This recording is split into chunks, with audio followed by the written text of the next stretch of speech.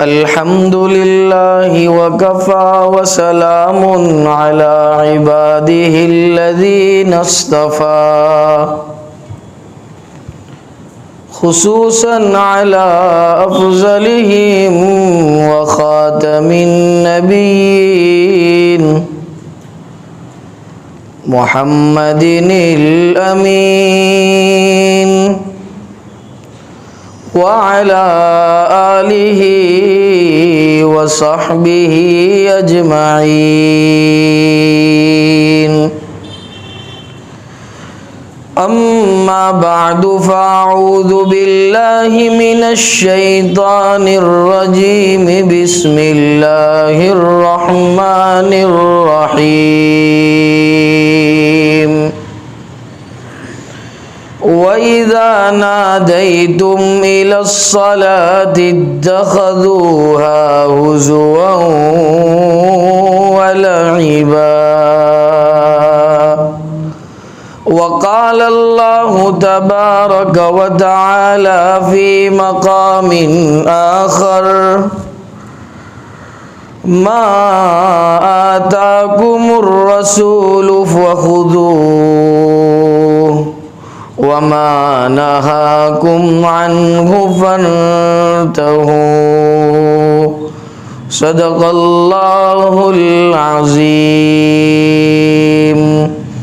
عن النبي صلى الله عليه وسلم أنه قال من كان آخر كلامه لا إله إلا الله دخل الجنة أو كما قال مزمل عليه الصلاة والسلام اللهم صل على سيدنا محمد وعلى آل سيدنا محمد وبارك وسلم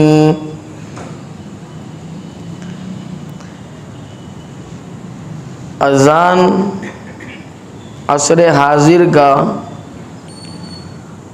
بڑا ٹاک آف دا ٹاؤن موضوع قرار پا رہا ہے۔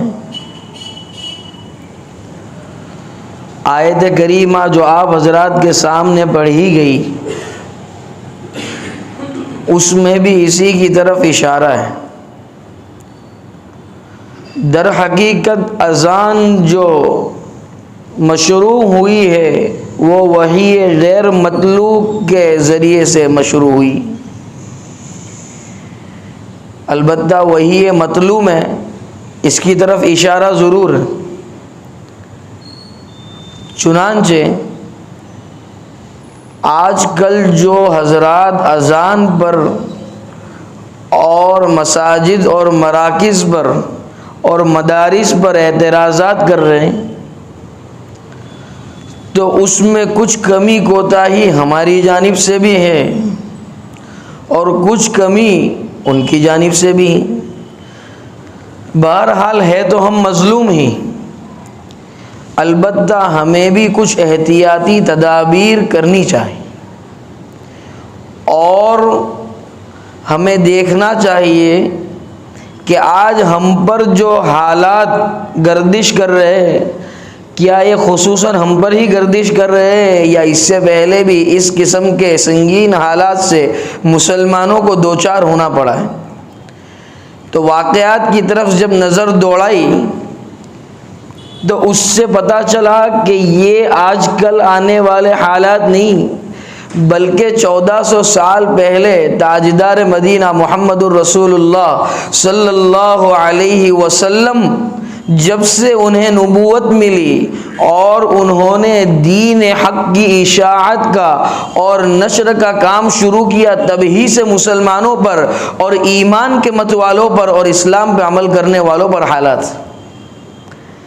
دیکھا جائے۔ سب سے پہلے کہ اذان یہ کس چیز کا پیغام دیتی ہے اور ہمارے برادران وطن کو کس چیز سے تکلیف۔ سب سے پہلے تو ہمیں اذان کیا پیغام دیتی ہیں اور اذان کا کیا مقصد ہے وہ ہمیں اپنے برادران وطن کو سمجھانا پڑے گا۔ اور دوسری بات کہ جہاں تک مسئلہ لاؤڈ سپیکر کا رہا وہاں تک تو یہ بات سمجھ میں آئی کہ مسئلہ لاؤڈ سپیکر کا نہیں ہے، مسئلہ اذان کا ہے۔ مسئلہ اور جو تکلیف ہے وہ لاؤڈ سپیکر سے نہیں ہے، تکلیف جو ہے وہ اذان سے ہے۔ اور جب دیکھے کہ اللہ کے نبی نے جب سے دین حق کی دعوت کا کام شروع کیا تب سے لے کر آج تک اگر ہم تاریخ اٹھا لے، احادیث اٹھا لے اور جو ہے قرآن کریم کے ڈھیر سارے واقعات اٹھا لے، یہاں تک کہ سرکار سے پہلے جتنے انبیاء آئے اور دین حق کی جنہوں نے نشر و اشاعت کا کام کیا اللہ کے حکم سے اور اللہ کی دی ہوئی نبوت سے، رسالت سے، ان تمام کو تکلیف آئی۔ بہرحال مشرکین مکہ انہوں نے طرح طرح کی تکلیفیں پہنچائی خود نبی کریم صلی اللہ علیہ وسلم کو اور اصحاب کو، اور جو ہے تابعین کو، تبع تابعین کو، اور آج تک یہ سلسلہ جاری۔ بہرحال اس زمانے میں تکلیف کا موضوع کچھ اور تھا، اس زمانے میں کچھ اور ہیں۔ اس زمانے میں دین کا کوئی بھی کام کرنا ہوتا تو اس میں رکاوٹیں آتی اور جا بجا مسلمانوں کو پکڑ کے مارا جاتا، تکالیف پہنچائی جاتی، کہیں کسی کو شہید کیا جا رہا ہے، کہیں کسی کو مکے کی پتھریلی زمین پر جو ہے الٹا لٹا کر ننگی کمر سے گھسیٹا جا رہا ہے۔ اس قسم کے سنگین حالات تو آج نہیں، آج صرف زبانی جمع خرچ سے ہمیں مینٹلی طور پر پریشان کیا جا رہا ہے، اور کچھ دیہات وغیرہ کے علاقے ہیں اور کچھ ایسے علاقے ہیں جہاں ہماری آبادی کچھ کم ہے، وہاں مسلمانوں کو مارا بھی جا رہا ہے۔ لیکن اس وقت سب سے بڑا کام کیا ہے؟ پہلا کام تو اذان کا کیا میسج ہے وہ ہمیں پہنچانا ہے، اور دوسرا کام کہ اذان کا کیا مطلب ہے، کیا اس کا ترجمہ ہے، وہ ہمیں اپنے برادران وطن کو سمجھانا ہے۔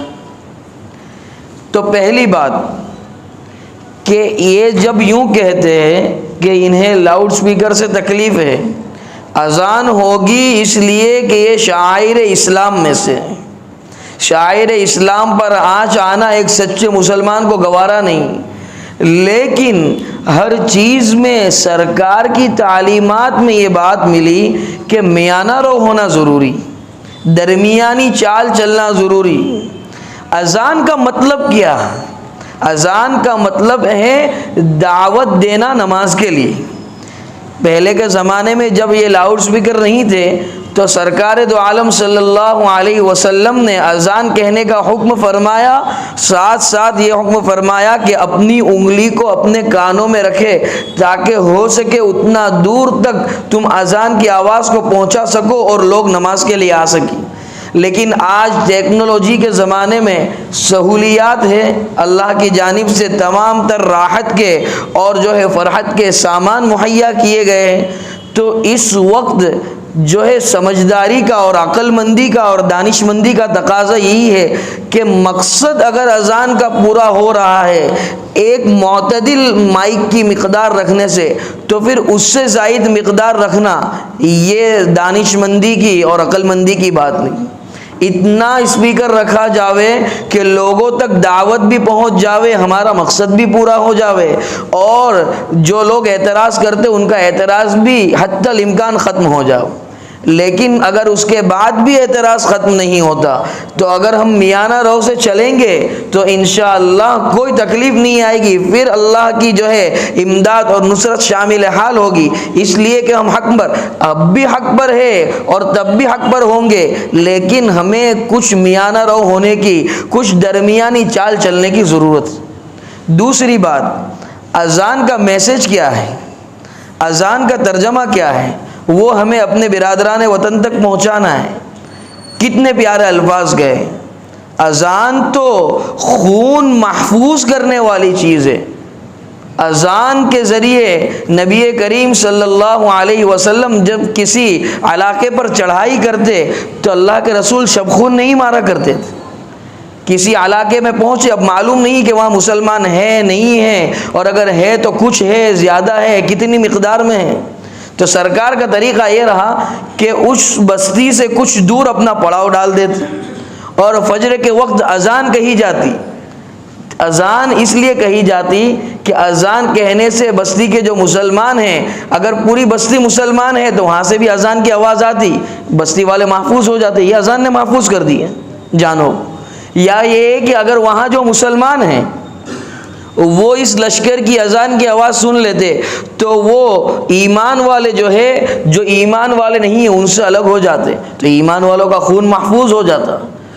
تیسری بات کہ اذان کہہ کر ایک یہ پیغام پہنچایا جاتا کہ اذان کہی جا رہی ہے، اگر اپنا خون محفوظ کرنا چاہتے ہو پڑھ لو کلمہ لا الہ الا اللہ محمد الرسول اللہ اور امن و امان میں آ جاؤ. پہلے سے جو ہے ڈکور کر کے اور پہلے سے جو ہے میسج دے کر خود نبی کریم صلی اللہ علیہ وسلم پہنچا کرتے تھے. اور وہ میسج کیا ہوتا؟ متنبہ کرنے کا. یہی اذان کے کلمات. کتنے پیارے کلمات کہے. فرمایا اللہ اکبر اللہ اکبر، اللہ سب سے بڑا ہے، ساری کائنات کا پالنہار، کائنات میں ذرہ ذرہ اللہ کی مرضی کا محتاج ہے. کتنی پیاری بات کی. سجدے کے لائق ہوئی. اس میں غلط کیا کہا ہے؟ جس پر ہمارا ایمان ہے، جس پر ہمارے برادران وطن کا ایمان ہے وہ ان کی حمد و ثنا میں لگے ہوئے، جس پر ہمارا ایمان ہے ہم ان کی حمد و ثنا میں لگے ہوئے. اس میں غلط کیا ہے؟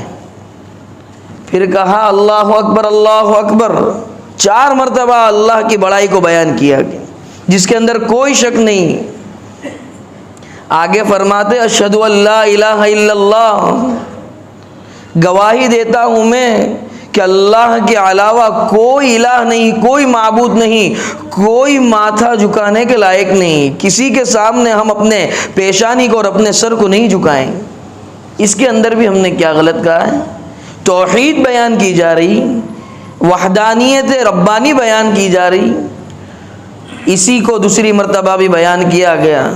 تیسری بار جو کہا گیا فرمایا اشہد ان محمد الرسول اللہ. اس کو 2 مرتبہ دہرایا گیا کہ وہ ذات کے جس کے صدقے طفیل اس دار فانی کو رب کائنات نے وجود بخشا، ہم گواہی دے رہے ہیں اشہد ان محمد الرسول اللہ کہ وہ اللہ کے رسول ہیں. جو سچ بات ہے اس کو بیان کرنے میں کیوں ہم دریغ کریں، کیوں ہم پیچھے ہٹیں؟ پھر فرمایا حی علی الصلاۃ، آؤ نماز کی طرف. نماز کی طرف اللہ اپنے گھر میں ہمیں مہمان بنا کر بلا رہا ہے. اللہ جو ہے اپنے گھر میں اپنی پیشانی کو رگڑوانے کے لیے بندوں کو بلا رہا ہے کہ بندے آئے اپنی پیشانی کو میرے سامنے رگڑے تاکہ ان کی نصرت کی جائے، ان کی مدد کی جائے. اور یاد رکھو اللہ کو ہماری نمازوں کی اور ہمارے سجدوں کی ضرورت نہیں ہے، ہمیں اپنی نمازوں کی اور سجدوں کی ضرورت ہے تاکہ نصرت الہی شامل حال ہو اور ہمارے دنیا کے کام اور آخرت کے کام بنتے رہے اور دارین کی کامیابی کا یہ جو ہے ثمرہ ہو. آگے فرمایا نماز کے لیے کیوں آؤ اس کا نتیجہ بیان کر دے.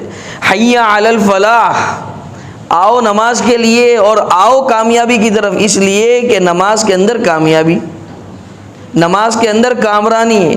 نماز یہ دین کی سب سے بڑی عبادت ہے. جب روز محشر ساری کائنات کشمکش میں ہوگی، سارے لوگ کشمکش میں ہوں گے، اس وقت حساب دہی جو شروع ہوگی بارگاہ ربانی میں اور بارگاہ عزدی میں، تو سب سے پہلے اگر کسی چیز کا سوال ہوگا تو وہ نماز کا سوال ہونا. اتنی عظیم عبادت کی طرف بلایا جا رہا ہے، اس میں غلط کیا ہے؟ اس کے اندر کہاں کسی قسم کے خلفشار اور انتشار کی دعوت ہے اور اس کا میسج؟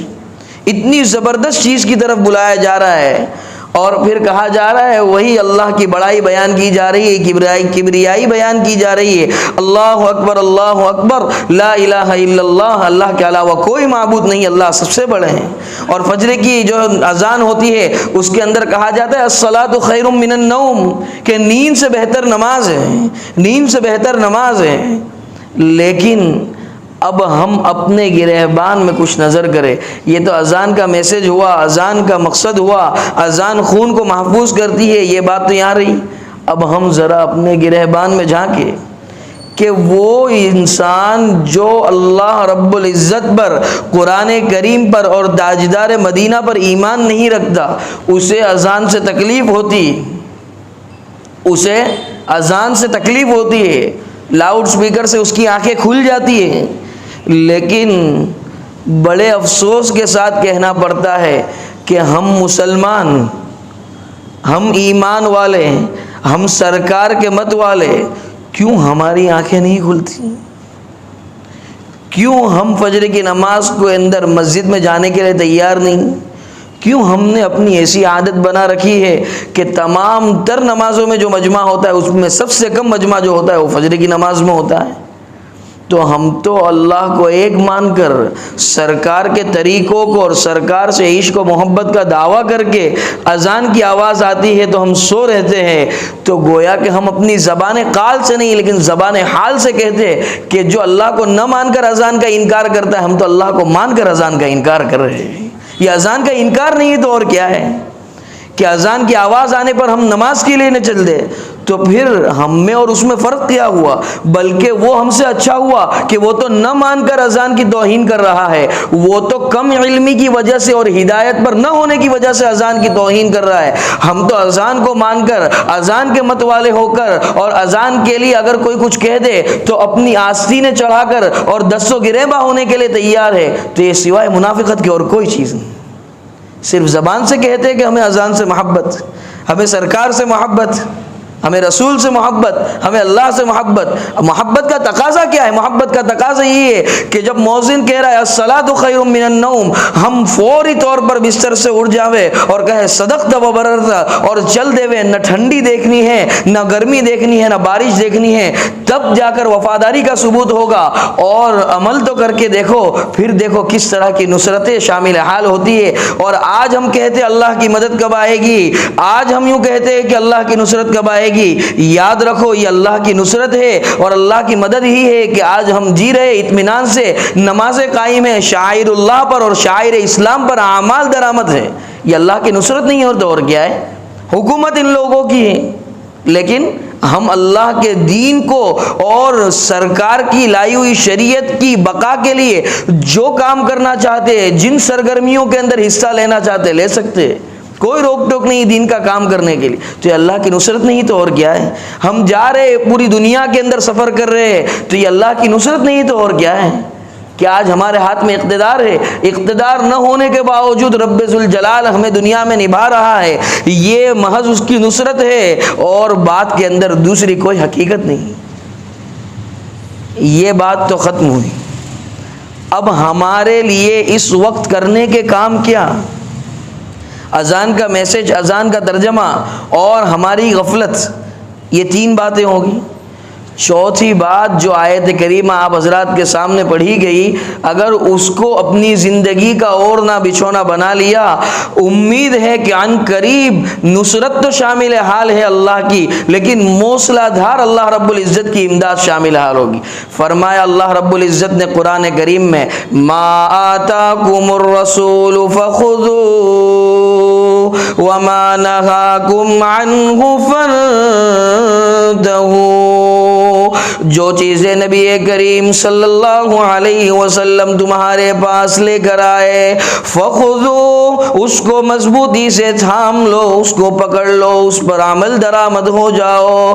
دنیا کے اندر زندگی کے کسی شعبے میں سرکار کے طریقوں کو پامال کرنا تمہیں گوارا نہ ہو۔ وما نہاکم عنہ فانتہوا،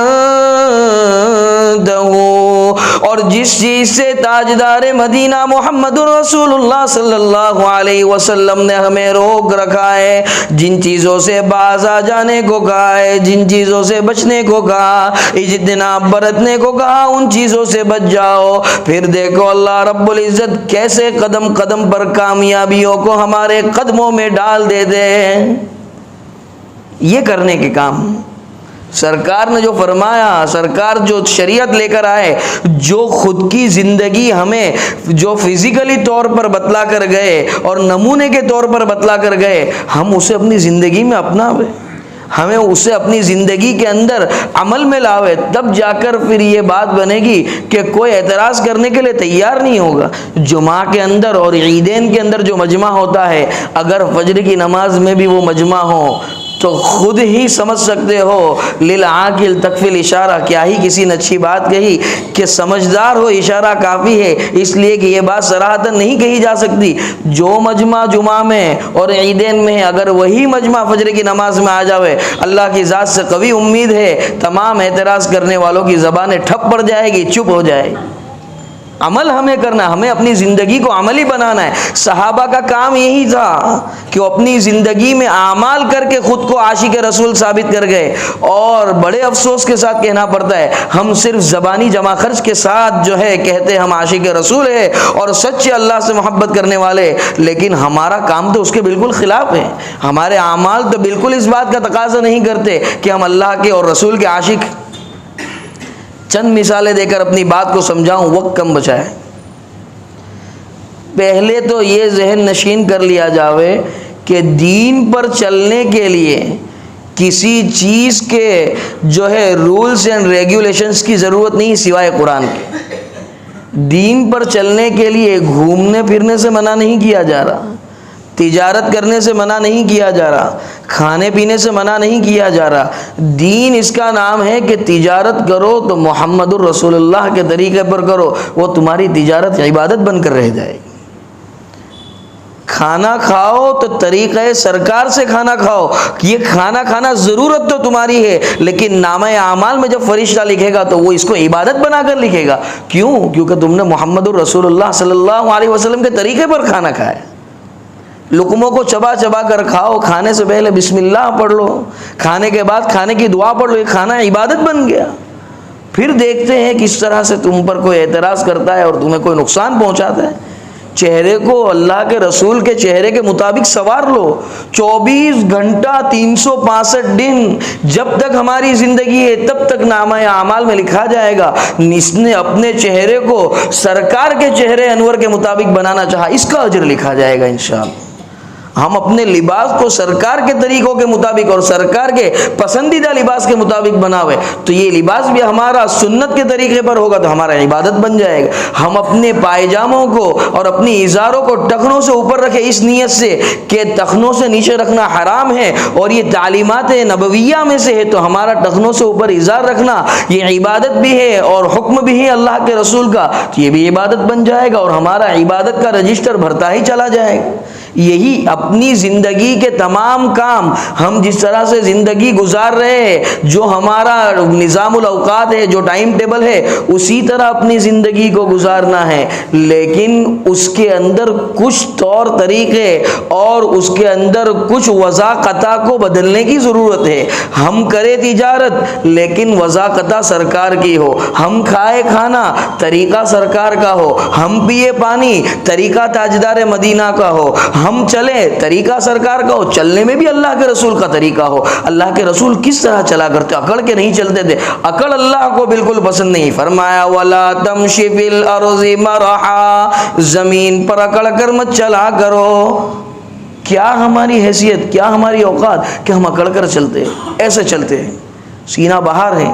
کسی کسی کا تو قدرتی طور پہ ہوتا ہے، لیکن بسا اوقات دیکھا گیا کہ بعض حضرات کچھ ایگو کی وجہ سے اور کچھ ایٹیٹیوڈ کی وجہ سے اپنے سینے کو باہر نکال کر چلتے۔ یہ بالکل مناسب وضاقتہ نہیں، یہ بالکل مناسب چال نہیں۔ ہم اپنے آپ کو اس طرح چلنے کا عادی بناوے جس طرح اللہ کے رسول چلا کرتے تھے۔ اللہ کے رسول جب چلتے تو ایسا معلوم ہوتا کہ کسی اونچی پہاڑی سے سرکار اتر رہے ہیں، اس طرح چلتے۔ اپنی جو ہے گردن کو اتنا بھی نہ جھکا لے کہ ہم کسی سے ٹکرا جاوے اور اتنا بھی نہ اٹھا لے کہ کوئی ہمیں متکبر سمجھ بیٹھے۔ ہمارا یہ چلنا اگر ان کے طریقوں کے مطابق ہوگا انشاءاللہ عبادت بن جائے گا، اور پھر ہم کو زبان سے نہیں کہنا پڑے گا کہ اللہ کے رسول ہم آپ کے سچے عاشق ہیں۔ ہمارے اعمال ایسے ہوں گے کہ لوگ کہیں گے اگر دیکھنا ہے اگر اتباع رسول کا پابند کسی کو تو فلاں شخص کو دیکھ لو، اس کا کھانا بھی سرکار کے طریقے کے مطابق، اس کا اٹھنا بھی سرکار کے طریقے کے مطابق، اس کا بولنا بھی تاجدار مدینہ کے طریقے کے مطابق۔ ہم کو پھر زبان سے نہیں کہنا پڑے گا، ہمارے اعمال دیکھ کر لوگ کہیں گے کہ یہ سچا عاشق رسول ہے اور سچا اتباع رسول پر عمل کرنے والا ہے۔ اور اس کے ساتھ ساتھ ایک بڑا نازک معاملہ ہے، اس کو بھی یاد رکھنا چاہیے۔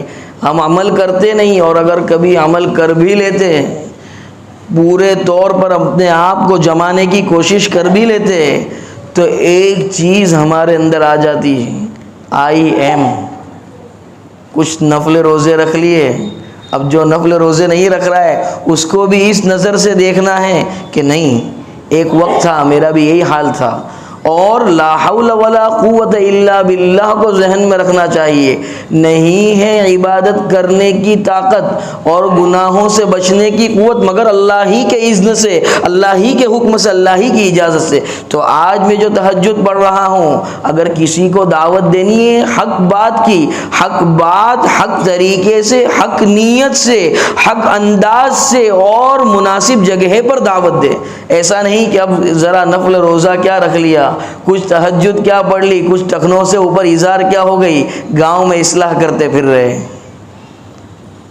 اور کوئی نماز کا پابند نہیں۔ کیا بھائی دماغ خراب ہو گیا ہے؟ نماز پڑھنے کی سمجھ نہیں پڑتی؟ بے شرم کہیں کا، کیوں بھائی روزہ نہیں رکھا؟ جمعرات ہے آج، نہیں بنتا ہے، رمضان کے ہو جاتے وہی اللہ کا احسان ہے۔ کیا رمضان کے روزے کافی ہے بھائی تیرے کو جنت میں لے جانے کے لیے؟ تو یاد رکھو یہ وہ وقت ہوتا ہے کہ تم روزہ دار ہونے کے باوجود وہ جس کا روزہ نہیں اس سے اعمال میں اور اللہ کی نظروں میں گر جاتے ہیں۔ ان اکرمکم عند اللہ اتقاکم، تم میں سب سے زیادہ معزز اور مکرم وہ ہے جو اللہ کے نزدیک زیادہ متقی ہے، زیادہ تقوی والا ہے۔ اللہ کا ڈر اور تقوی اسی کا نام ہے کہ ہم جو اعمال کرتے اللہ کو دکھانے کے لیے کرے، للہیت سے کرے، اخلاص سے کرے۔ پہلے تو ہمیں آنا ہے عبادات پر، اور ان عبادات کو پھر اخلاص کے ٹینکر میں اتارنا ہے، اور پھر اس ٹینکر کو یہاں سے سپلائی کرنا ہے، یہاں سے امپورٹ ایکسپورٹ کرنا ہے جنت کی طرف، تب جا کر ہمارے اعمال اور ہماری عبادات اس قابل بنے گی کہ اللہ کے حضور ہم اسے پیش کر سکے، اور پیش کرنے کے بعد بھی اللہ کا فضل یہ بہت بڑا کردار نبھائے گا جنت میں داخلے کے لیے۔ دیکھو ایک چھوٹی سی بات سنو اور ہمارا اور بزرگوں کے ایمان کے اندر فرق دیکھو۔ ہمارے استاد ہیں، اکثر سبق کے اندر ایک شعر پڑھا کرتے تھے، تہجد کے پابند، اکثر روزے رکھتے، اللہ والے، خانقاہ چلاتے اور ہزاروں لاکھوں مرید ان کے ہاتھ کے نیچے، لیکن سبق پڑھاتے پڑھاتے کبھی ہم ان کی خدمت کر دیتے تو وقفے کے بعد فرماتے، کبھی قبلہ رخ جو کھڑا ہوا تو حرم سے آنے لگی صدا، تیرا دل تو ہے صنم آشنا، تجھے کیا ملے گا نماز میں،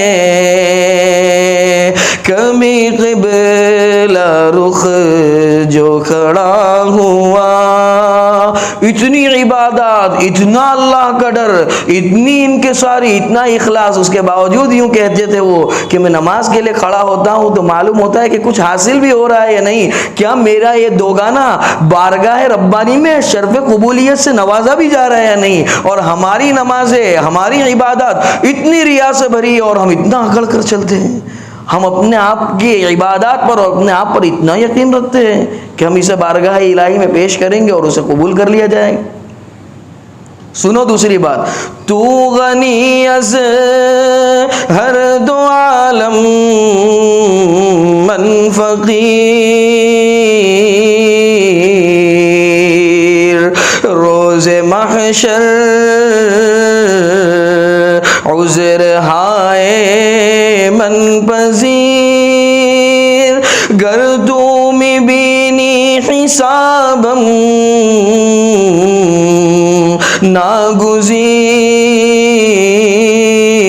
ناگزیر، از نگاہ مصطفیٰ بالغاب گیر۔ علم کا حال تو دیکھو، اتنا زبردست شعر کہا، اتنی عبادات کے بعد کیا کہتا ہے شاعر، تو غنی از ہر دو عالم من فقیر، تو سارے جہاں سے بے نیاز ہے پروردگار، میں تو کہاں فقیر ٹھہرا۔